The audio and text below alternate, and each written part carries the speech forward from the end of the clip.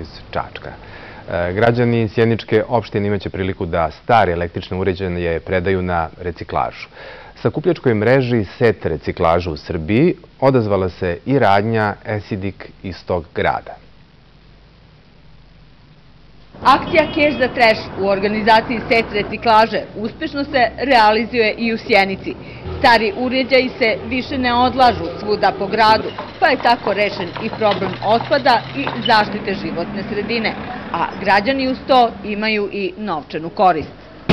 Mi smo odlučili da recikliramo stare uređaje iz više razloga. Prvo, da bi na taj način doprineli zaštiti životne sredine, da se ne bi taj otpad odlagao pored reka, šuma, jezera, pa čak i pored puta, ugrožavajući njive i kompletnu životnu okolinu.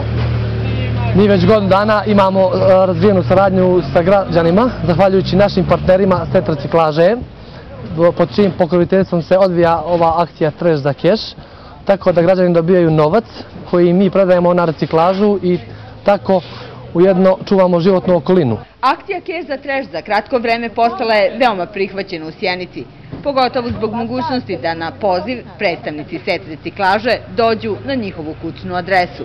Koliko ćete dobiti? Pa oko 300-400 dinara.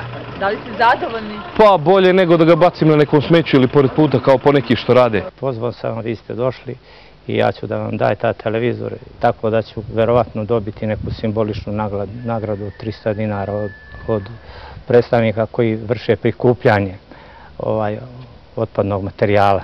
Tokom jednogodišnje akcije prikupljeno je više stotina starih uređaja koji su predati na reciklažu, a predstavnici SET reciklaže planiraju da prošire poslovanje i u susedne opštine.